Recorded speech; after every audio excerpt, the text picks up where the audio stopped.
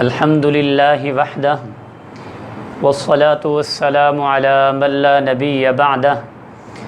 اما بعد فاعوذ باللہ من الشیطان الرجیم بسم اللہ الرحمن الرحیم وَإِذْ قَالَ إِبْرَاهِيمُ رَبِّ اجْعَلْ هَذَا بَلَدًا آمِنًا وَارْزُقْ أَهْلَهُ مِنَ الثَّمَرَاتِ مَنْ آمَنَ مِنْهُمْ بِاللَّهِ وَالْيَوْمِ الْآخِرِ صدق اللہ مولانا العظیم وصدق رسولہ النبی الامین الکریم۔ 6 ستمبر یوم دفاع پاکستان ہے۔ اس حوالے سے آج کے اس پروگرام میں گفتگو کرنی ہے۔ اللہ رب العالمین سے دعا ہے کہ اللہ تبارک و تعالی ہمارے وطن عزیز پاکستان کی حفاظت فرمائے، قیامت کی صبح تک ہمارے اس پیارے وطن کو آباد و شاد فرمائیں، اس وطن کے تحفظ کے لیے ہمیں ہر وقت تیار رہنے کی توفیق نصیب فرمائیں۔ برادران اسلام، یہ ایک حقیقت ہے کہ وطن عزیز پاکستان اللہ کا انعام ہے، اور اللہ کے انعام کو کبھی زوال نہیں ہوا کرتا۔ اس لیے جب سے یہ وطن عزیز پاکستان وجود میں آیا ہے، اس وقت سے بلکہ اس سے پہلے جب اس وطن کی آزادی کے لیے مسلمان جد و جہد کر رہے تھے اور اس کے لیے ایک مضبوط منصوبہ بندی کر رہے تھے، تو اس وقت سے ساری دنیا کا کفر سر جوڑ کر بیٹھا کہ کسی طریقے سے مسلمان ایک آزاد ریاست حاصل نہ کر سکیں۔ لیکن اللہ کی تقدیر میں طے تھا، دنیا کے نقشے میں وطن عزیز پاکستان اللہ کی نعمت کا مظہر بن کر وجود میں آیا۔ ان کی تمام تر کوششوں پر پانی پھر گیا۔ پھر انہوں نے ساری دنیا کا کفر سر جوڑ کر بیٹھا کہ کسی طریقے سے یہ ملک، یہ وطن باقی نہ رہے۔ اس کے لیے انہوں نے مختلف طرح سے اندرونی بیرونی سازشیں شروع کر دیں، لیکن جب ان کی تمام تر سازشیں وطن عزیز پاکستان کے خلاف ناکام ہو گئیں، تو پھر آخری حربہ، آخری طریقہ انہوں نے یہ اختیار کیا کہ اچانک بغیر کسی اطلاع کے اس ملک کے اوپر چڑھائی کر دی جائے، جس کی وجہ سے اس ملک کے وجود کو ختم کر دیا جائے۔ اس سازش کو عملی جامہ پہنانے کے لیے انہوں نے پاکستان کے ازلی دشمن انڈیا کو تیار کیا۔ چنانچہ 6 ستمبر 1965 کو طاقت کے نشے میں مغرور ہو کر انڈیا اپنی فوج اور ہر طرح کے اسلحے سے لیس ہو کر پاکستان کے اوپر چڑھائی شروع کر دی۔ چنانچہ پھر پاکستان کی بہادر افواج نے اور پاکستان کی بہادر افواج کے ساتھ شانہ بشانہ پاکستان کی عوام نے اپنے ملک کے تحفظ کے لیے، اپنے ملک کے دفاع کے لیے اپنی جانوں کا نذرانہ ایسے طریقے سے پیش کیا کہ تاریخ رقم ہو گئی۔ جو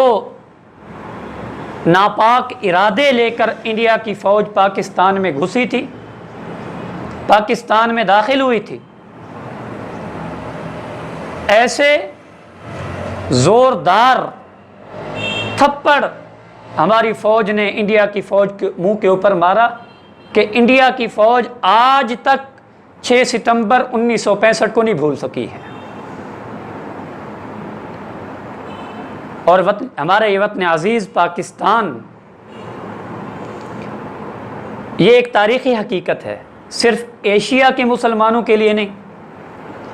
بلکہ سارے عالم کے مسلمانوں کے لیے ایک مضبوط قلعے کی حیثیت رکھتا ہے۔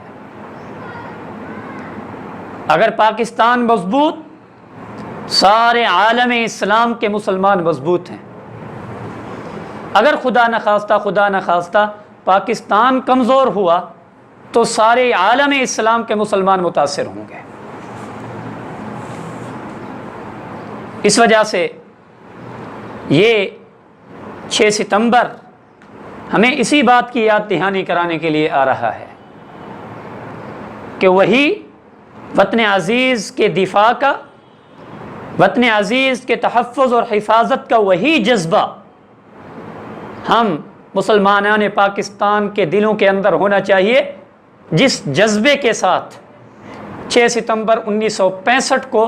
ہم نے انڈیا کے تمام تر ارادوں کو ہم نے اپنی افواج کے ساتھ مل کر ناکام کیا۔ اور اس کے ساتھ ساتھ ہمارے وطن عزیز کی سرحدوں پر پہرا دینے والے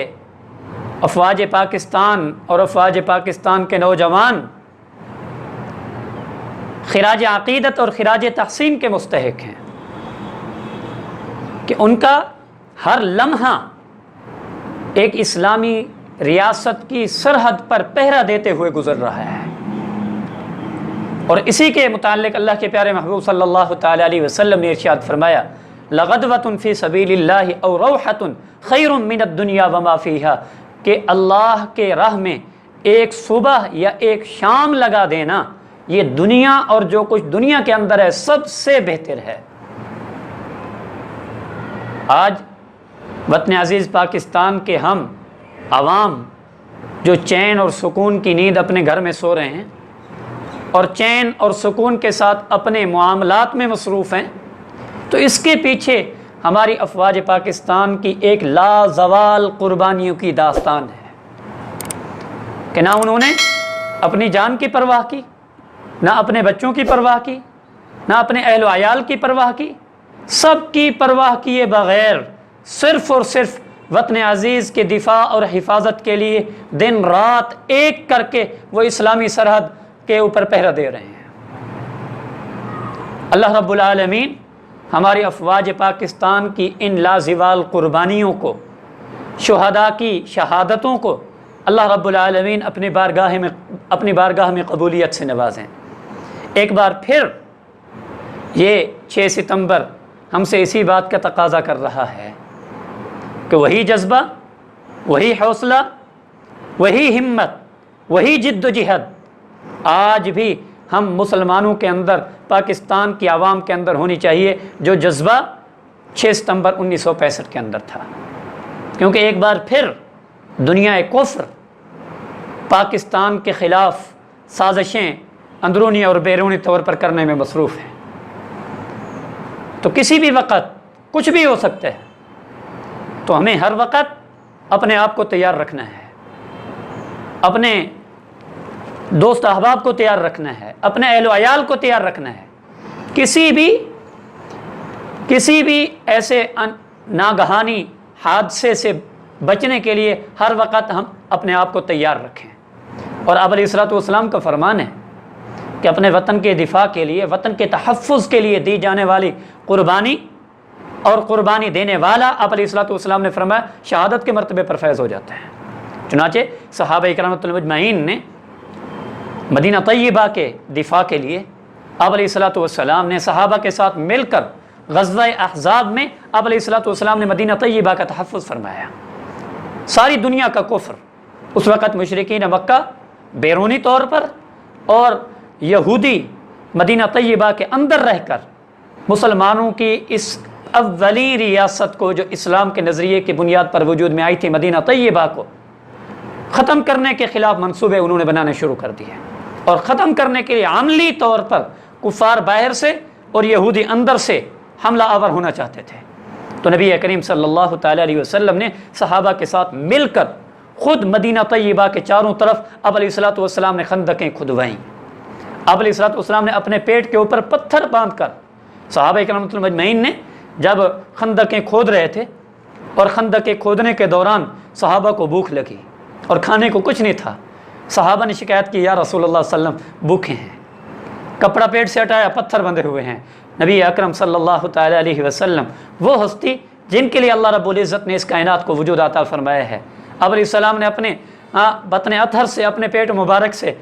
आप अलैहिस्सलाम ने कपड़ा हटाया तो आप अलैहिस्सलाम के पेट पर 2 पत्थर बंधे हुए थे। ये दर्स और सबक दे कर गए हैं आप अलैहिस्सलाम अपनी उम्मत को कि वतन के दिफा के लिए पेट के ऊपर पत्थर बांधने की भी नौबत आ जाए, दरेग न करना। अल्लाह रब्बुल आलमीन हमारे वतन अज़ीज़ पाकिस्तान को क़यामत की सुबह तक आबाद व शाद फरमाएँ। अल्लाह तबारक व तआला हमारे अफ़वाज पाकिस्तान की हिफाजत फरमाएँ। वतन अज़ीज़ के दिफा और तहफ़्फ़ुज़ के लिए जिन लोगों ने, जिस आवाम ने, जिन अफ़वाज ने क़ुरबानियाँ दी हैं, शहादतों के रुतबे पर फैज़ हो गए हैं, अल्लाह तबारक व तआला उन तमाम की क़ुरबानियों को अपनी बारगाह आलिया में कबूल मंजूर फरमाए। व आखिरु दावाना अनिल हम्दुलिल्लाहि रब्बिल आलमीन।